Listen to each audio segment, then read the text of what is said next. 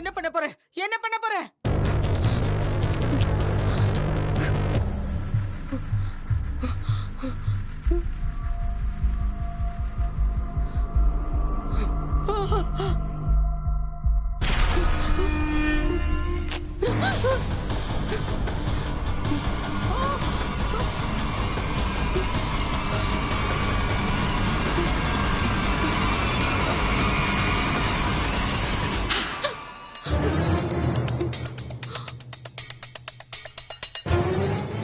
பயம் வருதா? மரணமும் வரும்.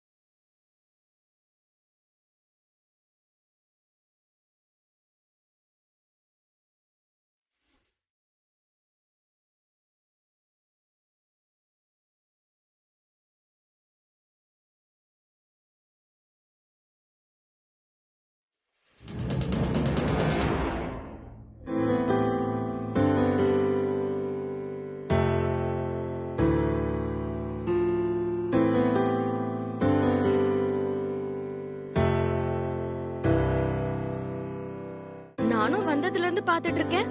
2 பேரும் எதுவும் பேசாம அமைதியா இருக்கீங்க. வழக்கமா பேசாம சாப்பிடுங்கன்னு 100 தடவை சொல்ல வேண்டியிருக்கும். இப்ப என்னடான்னா 2 பேரும் அப்படியே அமைதியா இருக்கீங்க. அம்மா சொன்னதை கேட்டு நடக்கலான்னு முடிவு பண்ணிட்டீங்களா?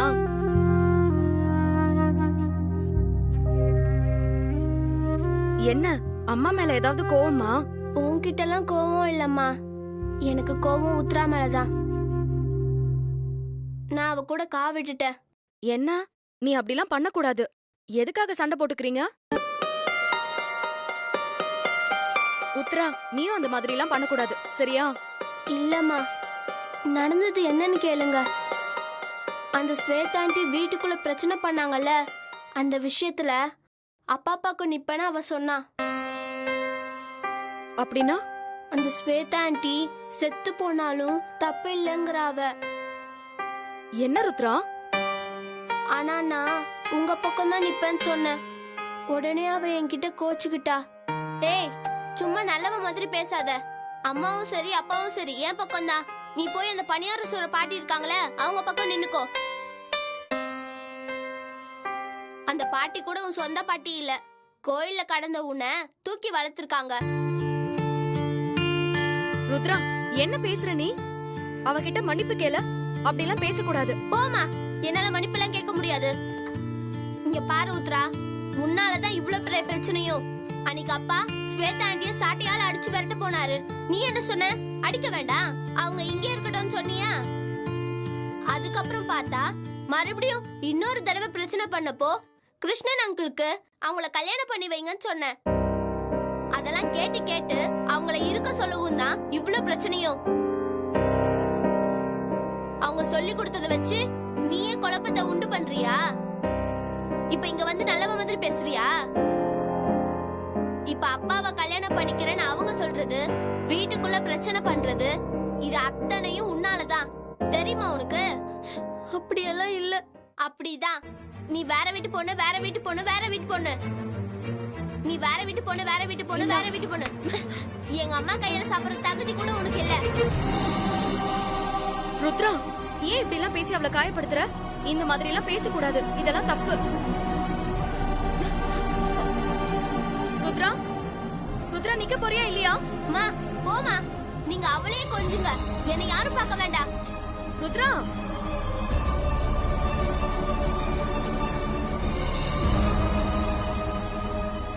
இங்க பாரு ருத்ரா. ருத்ரா சொன்னதெல்லாம் நீ ஒன்னும் நினைச்சுக்காத. அவ கோவத்துல தெரியாம ஏதோ பேசிட்டு போயிட்டா. பரவாயில்லம்மா, அவளும் உங்களுக்காக தான் பேசுறா, நானும் உங்களுக்காக தான் பேசுறேன். நான் அவகிட்ட கோச்சுக்க மாட்டேன். அவ எனக்கு அக்கா தானே. நீங்க அவளுக்கு சாப்பாடு ஊட்டி விடுங்க.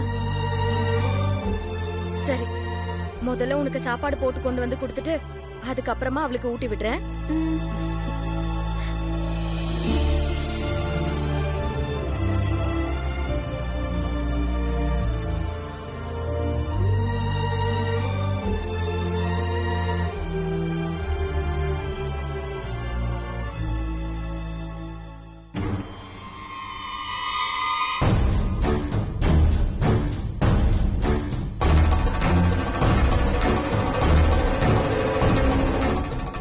நீங்க பரையனத கேட்கும் போது இந்த பிரச்சனை சாதாரண பிரச்சனை இல்ல.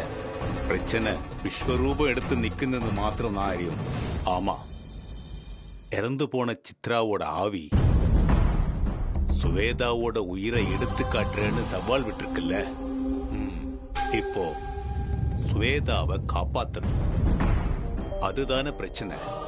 ஆமா சாமி, ஆனா எனக்கு ஒரு விஷயம் புரியல.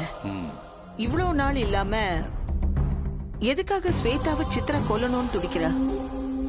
என்ன ஏதுன்னு எனக்கு எதுவுமே புரியல. அதுவும் முத்தரசா உடம்புக்குள்ள புகுந்து அவ ஆட்டி படைக்கும் போது எனக்கும் பாக்குறதுக்கு ரொம்ப பயமா இருக்கு. ഞാൻ കണ്ടുപിടിക്കും.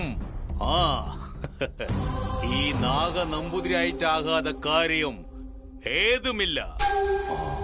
ഞാൻ തോറ്റുപോയത് ഈ ചിത്ര വിഷയത്തിലും ആ വെണ്ണില വിഷയത്തിലും മാത്രം തന്നെ. അതിന് പഴി വാങ്ങത്താ ഞാൻ കാത്തിരിக்கிறேன். முதல்ல அதை நான் கண்டுபிடிக்கும். അതിനപ്പുറം എന്താ ചെയ്യേണ്ടെന്നതിന് നാം നോക്കിക്കൊള്ളാം. ഓം ഹ്രീം ക്ലീം മഹാകാളി ഓം മലയാള ഭഗവതി ഓം ക്ലീം ശുക്രായ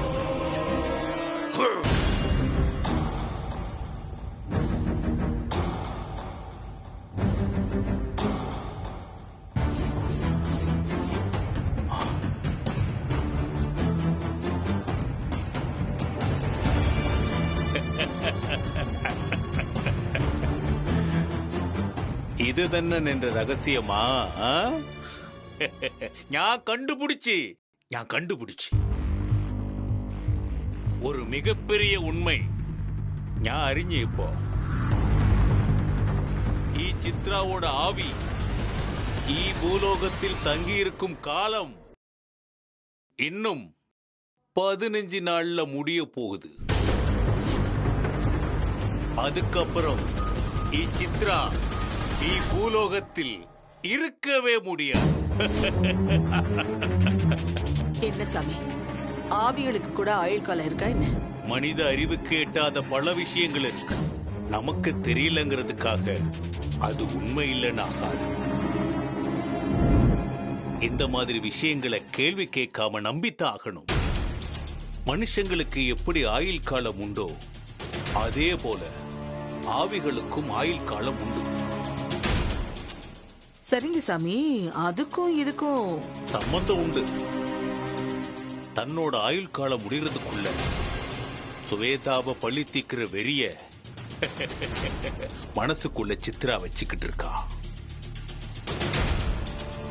அதன் மூலமா வெண்ணிலாவை கடைசி வரைக்கும் நிம்மதியா இருக்க வைக்க முடியும்னு அவ நம்புறா. அதனாலதான் சுவேதாவை கொன்னு தீர்த்துட்டு போக அவ துடிக்கிறா.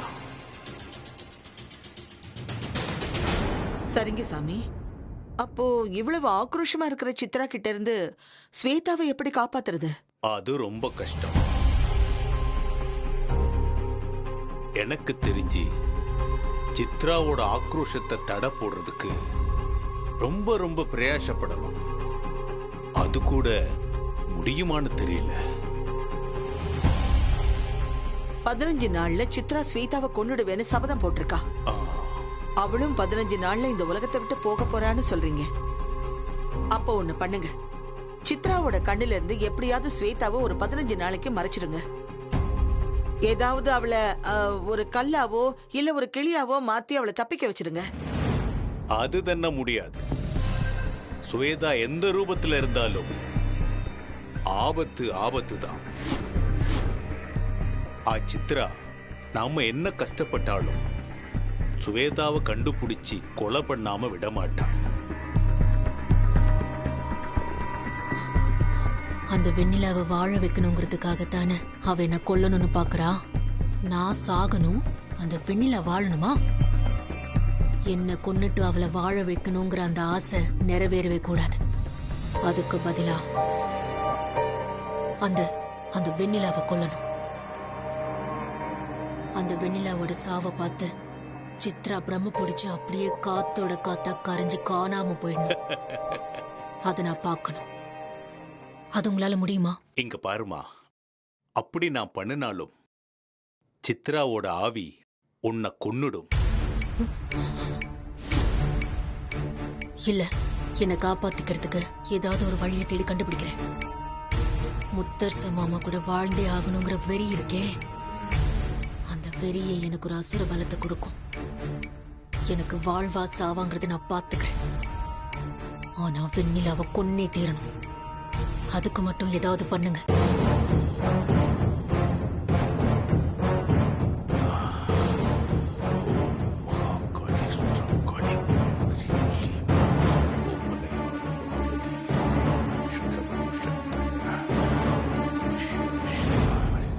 சமயம் நின்ற வீடு சித்ராவோட சக்தி வளையத்துக்குள்ள இருக்கு. அவளோட பாதுகாப்புல தான் வெண்ணிலாவும் இருக்கா. சித்ராவோட நாம நேரடியா மோதி ஜெயிக்க முடியாது. அதுக்கு ஒரே ஒரு வழிதான் இருக்கு. என்ன பண்ணணும் சாமி? எதுவா இருந்தாலும் சொல்லுங்க, பண்ணிடலாம்.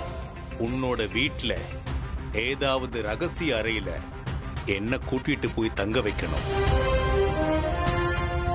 எவ்வளவுத்துக்கு எவ்வளவு பக்கத்துல இருக்கிறனோ அவ்வளவுக்கு அவ்வளவு வெண்ணிலாவை கொல்றது சுலபமா போகும். அப்ப ஏற்பாடு பண்ணிட்டு வந்து உங்களை கூட்டிட்டு போறோம். வரோம் சாமி, வாங்கத்த.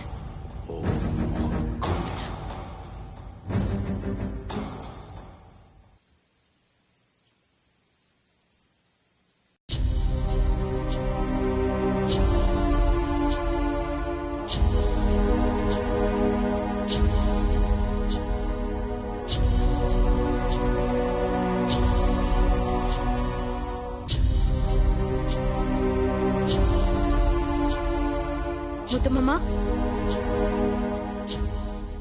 முத்துமாமா,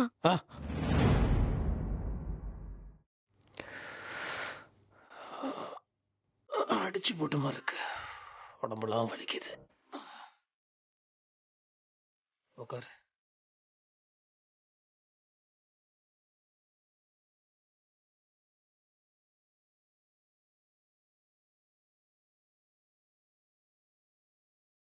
ஏ, நீ சாப்பிட்டியா? இல்ல. இத குடி.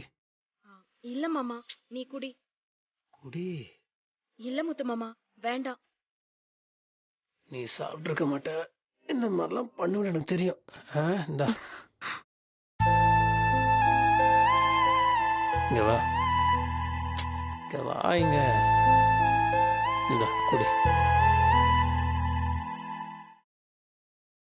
என்ன? ஒன்னும் இல்ல முத்துமாமா.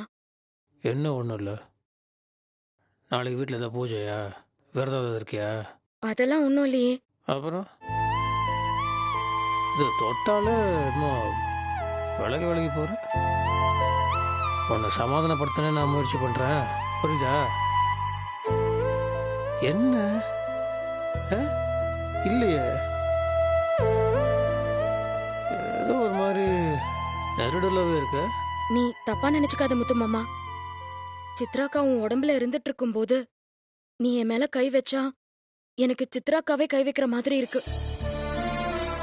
எனக்கு உன்னை புருஷனா உணர முடியல. மரியாதை தான் அதிகமா வருது. செத்தவங்களோட ஆத்மா சாமிக்கு சமமானதுன்னு சொல்வாங்க. அதான் முத்துமாமா, சித்ராக்கா உன் உடம்புல இருக்கிறப்போ நீ எப்படி என் கூட குடும்பம் நடத்துவ?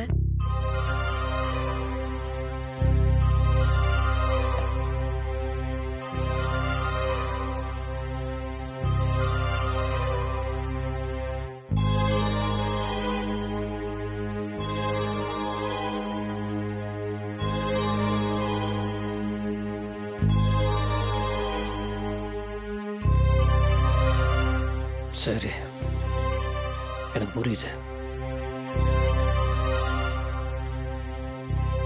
முத்து மாமா, நான் சொல்றேன்னு சங்கடப்படக்கூடாது. சித்ரா அக்காவை பேசாம உன் உடம்புல இருந்து வெளியேத்திடு. நான் என்னமோ சித்ராவை கொண்டு வந்து என் உடம்புல ஏற்றி வச்சிருக்க மாதிரி சொல்கிறேன். நீங்கள் சொல்லிதான் எல்லா விஷயமும் எனக்கே தெரியுது. சரி, நீ சொன்ன மாதிரியே பண்ணாலும் அதில் ஒரு பிரச்சனை இருக்குல்ல. சித்ரா பாவம் போயிடுவா. இந்த பிசாசு தாலியை கட்டுன்னு உயிரை வாங்காது. அதுக்காக சித்ராக்காவோட ஆவிய நிரந்தரமா உன் உடம்புல வச்சுக்கிட்டே இருப்பியா? அதுவும் இல்லாம சித்ராக்கா உன் உடம்புல இருந்துகிட்டே ஸ்வேதாக்காவை 15 நாள்ல கொன்னுடுவேன்னு சபதம் போட்டிருக்காங்க. அதுக்கு நான் என்ன பண்ண முடியும்? இங்க பாரு முத்து மாமா, ஸ்வேதாக்கா பண்றது தப்புதான். 1000 தப்பு பண்ணாலும் அவங்கள கொல்றது தப்பு தானே முத்து மாமா? அவங்கள திருத்தி அவங்களுக்கு நல்ல வாழ்க்கை அமைச்சு கொடுக்கலாம் தானே நம்ம கடைசி வரைக்கும் நினைச்சோம். அதானே நம்ம கடமை. அத விட்டுட்டு அவங்கள கொல்றது தப்பு முத்து மாமா. நான் இந்த வீட்ல இருக்கிற வரைக்கும் எந்த உயிரும் இப்படி அநியாயமா போறதுக்கு நான் விட மாட்டேன்.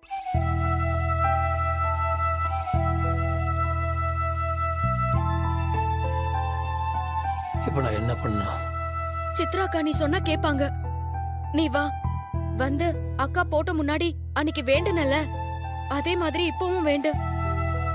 நீ என் உடம்ப விட்டு போயிடுன்னு சொல்லு. கண்டிப்பா அக்கா உன் உடம்ப விட்டு போயிடுவாங்க. யோசிக்காத, வா முத்து மாமா.